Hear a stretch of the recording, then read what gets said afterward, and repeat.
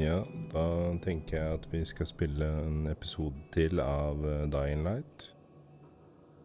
Og ja. En ting jeg bare vil fortelle dere som ser på, er at jeg har fått covid da. Så hvis jeg hoster og stemmen er litt rar og sånn, så vet dere i hvert fall hvorfor. Så håper det går bra, og dere kan se gjennom fingrene, holdt jeg på å si, på hostinga.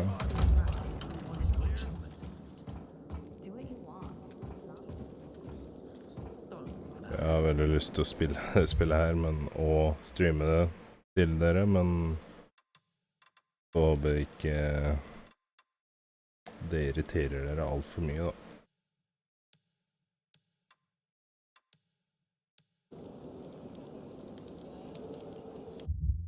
I alle dager. Er det forresten noen andre som har det problemet at hvis du spiller et spill på si på din bærbare for eksempel, og så på din stasjonære igjen, så er alle innstillingene stilt til den bærbare. Det skjer på meg hele tiden i hvert fall. Det er derfor den sto på 1080 og sånne ting. Ja, nei, vi prøver å spille spillet. Da kjører vi. Ada wants me to find Lucas's murderer. Only then will he help me get to the center. Not doing his dirty work. Well, that's no surprise. He told me to start with the bazaar. Figures. PK and the bazaar really hate each other. Only two people matter at the bazaar. One is that overblown preacher, Carl. I know that. Who else is there? Sophie, his right hand. She has a way with the bazaar's more rebellious souls. Helps him keep control. There's also Dodger, a local gangster. He knows what's going on, and about the bandits led by Joe. But they're afraid of the PK. Okay, I'll talk to Sophie and you look into Carl, unless... Do you prefer the girl? Sophie? She's not really my type, you know? And headstrong. You'll see.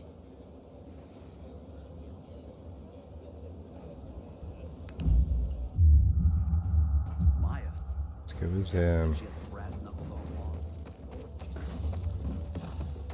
Kanskje han har noe snadder å selge oss her. Oh. Det er sykt dyrt, altså. 598 gull. For å selge minneting, så får jeg kanskje 50 og sånn. Men er det sånn at man skal selge de her også, eller? Jeg kan kanskje selge den andre buksa mi.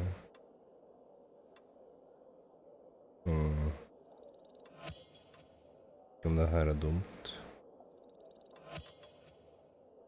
Medic.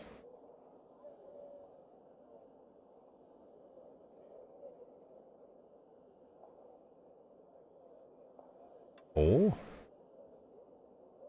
Er det flere klasser man kan gå som da? Buyback. Nei. Ja, så det er visst flere klasser man kan gå som. Man velger. Enten man vil være healer, brawler, eller hva man nå ønsker. Skal vi se. Informant der oppe. Tar vi den først, tenker jeg meg. Klarer å klatre. Den går akkurat ikke. Ja. Så tar den veien her. De skilta der er ganske vanskelig å klatre opp på, altså.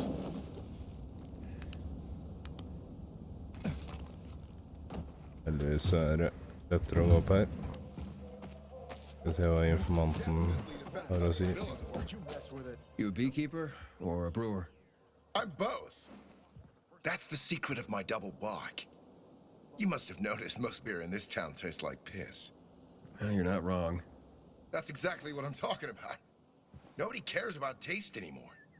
Does that surprise you? The truth is, so-called brewers nowadays are damn amateurs. And you're a pro, I gather. You bet. And it's an excellent time for my trade. Demand for beer is higher than ever. Brewers are in the top 10 most stable jobs in this city. Right after the Undertakers? Right. Nice one. As for me, I'm dedicated to nurturing my yeast and my bees. Your bees? Yup. You know what the secret ingredient is to brewing the best beer in town?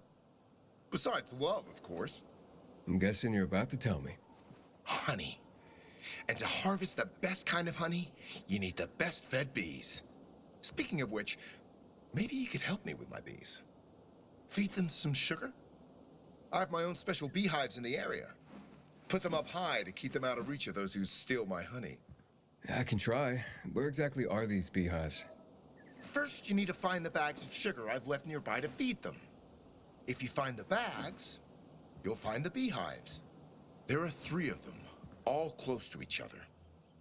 The first one is on a rooftop just nearby. If you look towards the main terminal, you can see it from here. The second is on the rooftop of the main terminal building, below this big tower covered with a Peacekeeper's banner. And the third one is on the top of the main terminal station, just beside one of the statues. Please do it quickly. Business is so brisk, I've neglected them lately. Oh, they're probably starving. I guess I'm... More of a brewer than a beekeeper after all. Så det var ikke akkurat en informant da, men... A bag of sugar. I can save Barack's bees from starvation.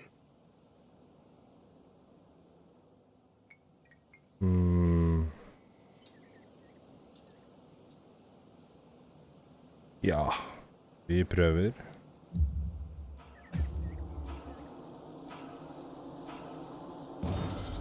Egentlig så er jeg ikke sånn type som liker den her type... Nei, er det mulig? Egentlig så liker jeg ikke sånn type sånn race-greier, men... Ja, vi prøver. Oi, oi. Ja, der var det en sånn stang jeg kunne tatt.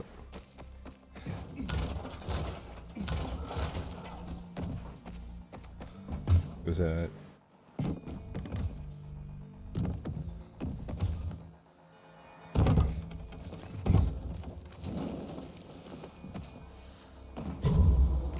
Åja, det er mer.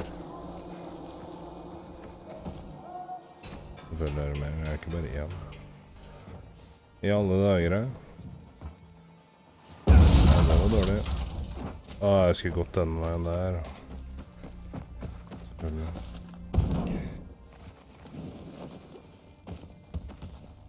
Nei, kom igjen da.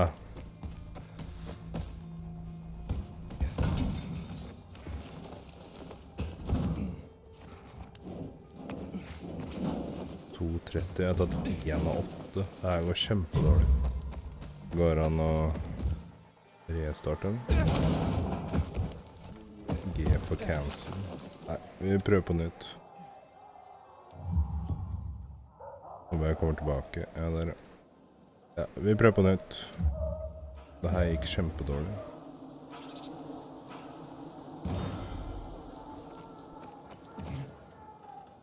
Ja, det var hit jeg skulle.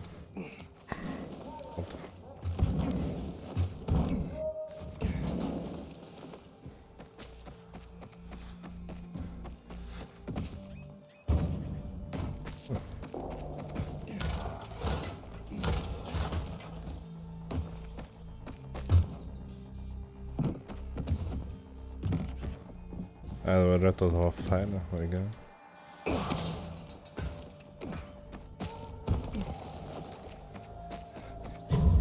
Og så var det helt til høyre her.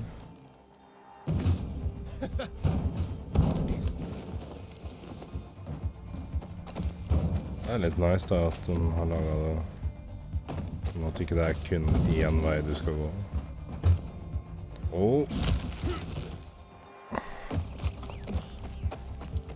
Ja, det ligger i hvert fall bedre an nå. Kom igjen da.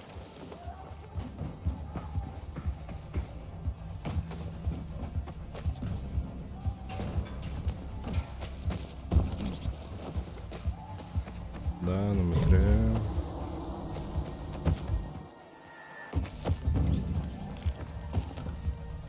Der er 4-eren. Kom igjen. Nei! Kødder du? Må egentlig heale, men det har vi ikke tid til nå. Kom igjen da.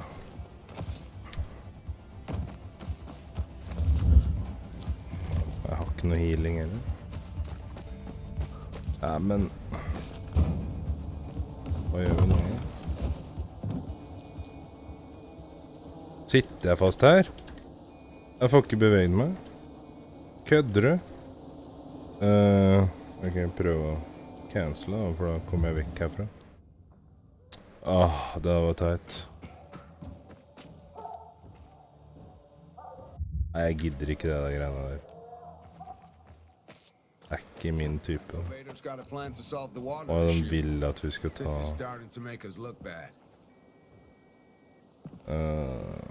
Men da, det er en 2-er. Bare forskjellig vanskelighetsgrad på de greiene her. En 2-er. Var det en 1-er? Ja, det er en 2-er det også. Ok, jeg bare må prøve. Det her er en annen.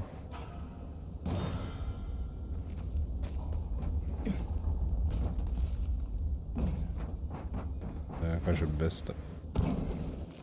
Men jeg hadde nettopp en gikk dritt, for å si det sånn. Det gikk ikke bra. Tatt meg fast og alt mulig dritt.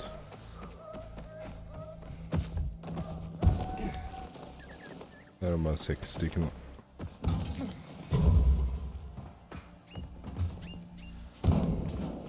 Og du kan se hvor neste blir også. Er ikke det den grå der da?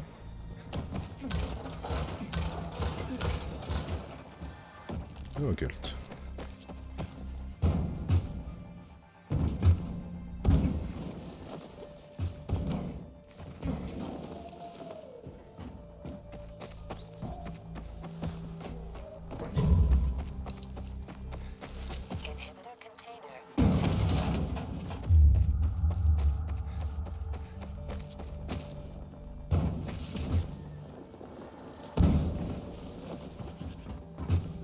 Er det inne i huset? Nei, det er sikkert ikke.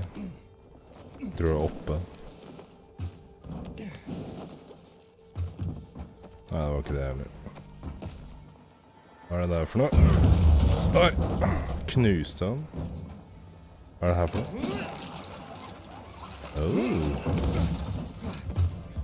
Det var nice. Kom igjen da. Oi, hold deg på dævne.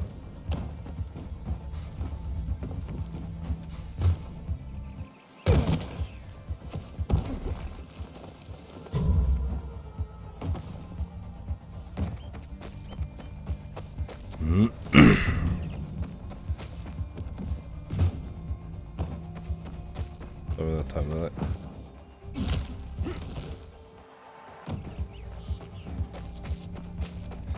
Det ble ikke gull, tror jeg.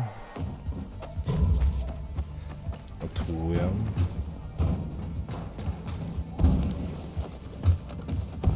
Kanskje. Spørs hvor mye jeg driter meg ut nå, da.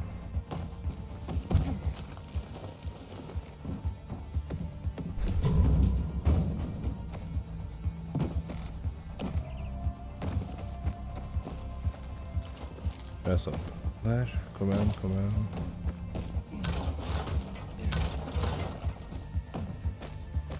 Har jeg sjanse til å få gull? Det har jeg. Kom igjen. Nei, akkurat ikke gull. Jo, akkurat gull.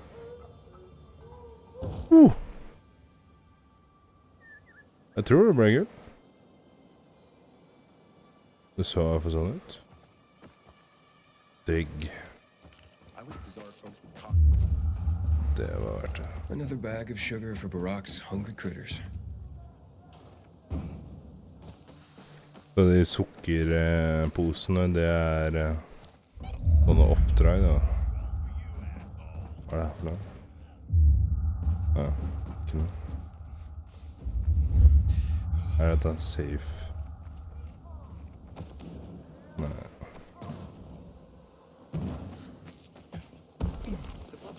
Ja, forresten, jeg tok et tårn I stad, Did you mess with it? uten at jeg filmet det, men jeg hadde problemer med opptaksgreiene I stad, så alt ble bare tullete.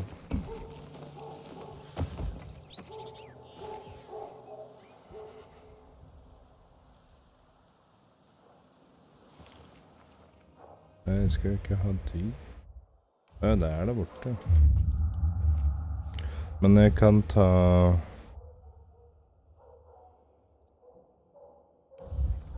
Det en informant her også.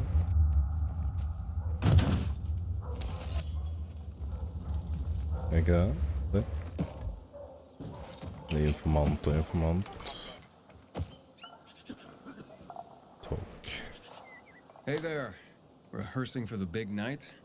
Where did you come from, handsome? I heard you, singing. Don't lie to Lola, sweet cheeks.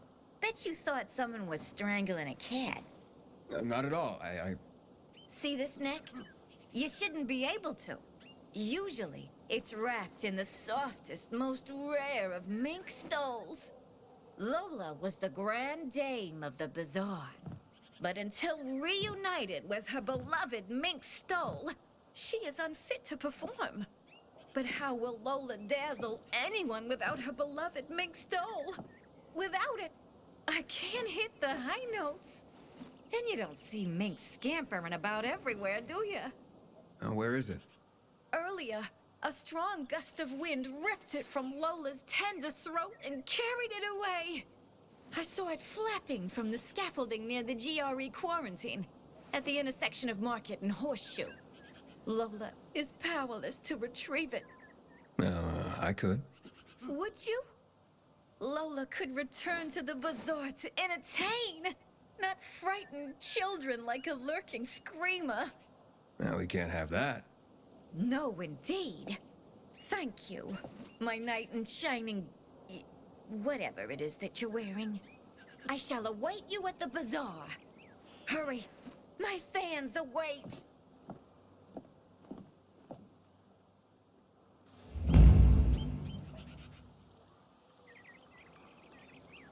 Ja, nei. Vi kan jo ta det senere, eller en annen gang, kanskje. Here they close the passage to the center. We are free people. Inhibitor container detected.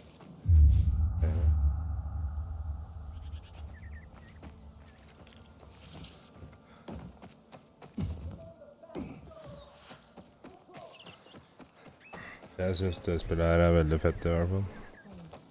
How did someone could get to Lucas? Der nede. Must have been very strong. Det egentlig veldig lite So it couldn't have been a coincidence. lite sånn fine måter å komme ned på. The worst thing was they took all the equipment.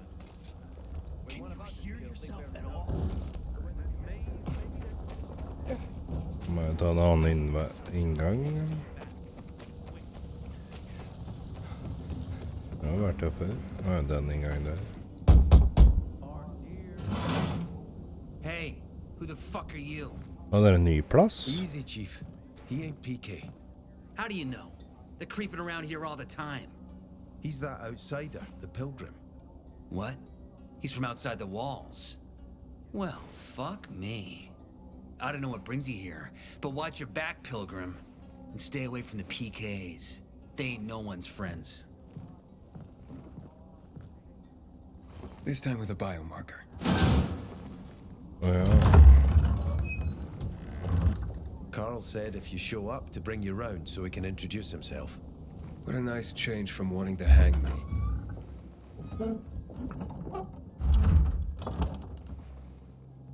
And remember, humanity created a Stor civilization fin plass, that da. turned out to be a colossus Gammel on four slott. legs. We cannot make the same mistakes. He didn't want to, he had to. Beklager. You were a threat to everyone. Of course. Do not listen to the ideologies preached by fools calling for reconstruction. There will be no rebuilding.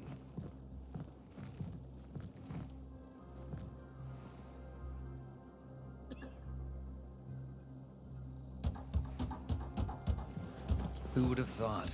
A pilgrim in the bazaar. Welcome. Yeah, I'm still alive, despite your best efforts.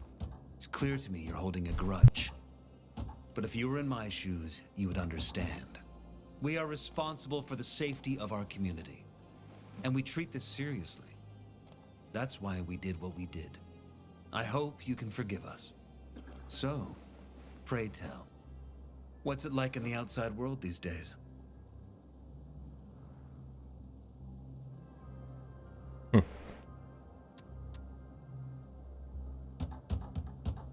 Bad, and getting worse. Settlements are shrinking in size and number. I'm afraid soon there will be nowhere else to go. Doesn't surprise me, son. Humanity must reach the bottom in order to rise again. And this is why we are here. Any more news?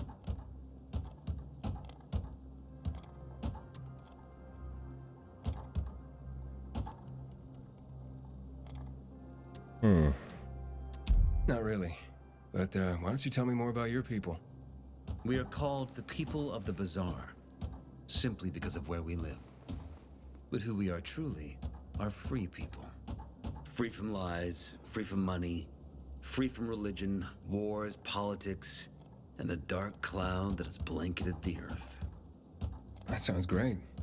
Too good to be true, in fact. Oh, we have our challenges. Water is scarce, for example. But with courage and patience, we will someday create a paradise. Well, you seem almost thankful for the collapse of civilization. It was as tragic as it was inevitable. Consumerism, belief in the almighty dollar led to this catastrophe. So, we here strive not to make the same mistake twice. It would be a crime. We want to create a new order based on social bonds, on family and community. A society where people support each other and adhere to justice. No need for the police, military, or false authorities to shoot those they are meant to protect. We have a place for everyone. But let's get back to your stories. So is gossip all you want from me, Carl? No. But you came from outside, and you're walking around my flock. So, to set things straight, I need to know if you're a sheep or a wolf. What are you then? En kalken? No.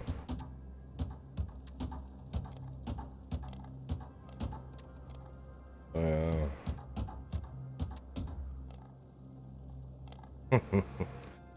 Nei. Prøve å late som jeg er en sau, vel? A sheep. I'm no threat to you. That's exactly what a wolf would say. You know what? I think it's time I set things Nei, straight ikke too. sant. I'm looking for Sophie. Are you? And why, pray tell?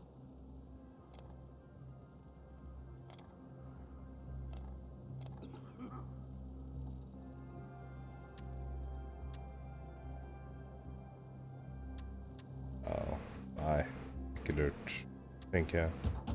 Got a package for her. No, you don't. Excuse me? Sophie knows no one outside of Villador. She was born and raised here. That's probably why she cares about this place so much.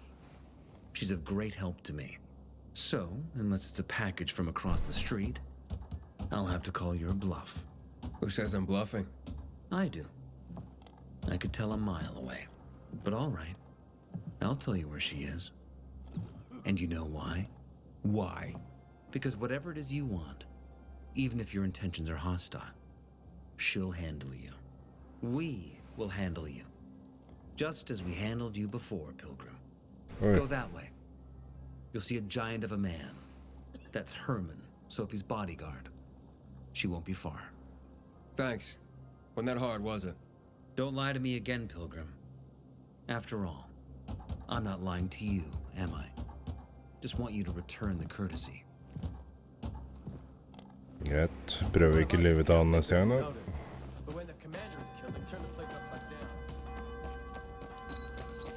Sophie, can we talk? Don't hurt him, Herman. Oh, Let him sinna talk. type.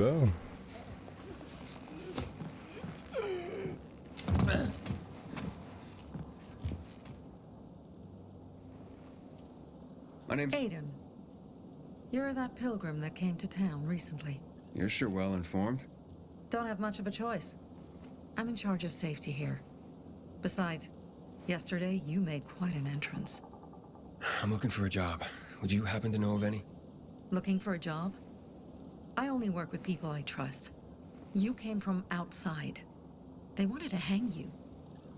Nobody says anything good about you, Pilgrim. Do you want me to trust you? Talk to the people at the bazaar. See if you can gain their trust. If so, then it might persuade me to change my mind.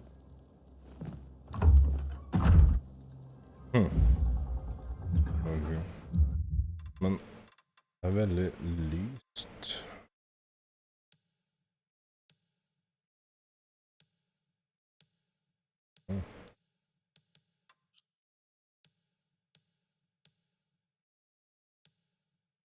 Nei.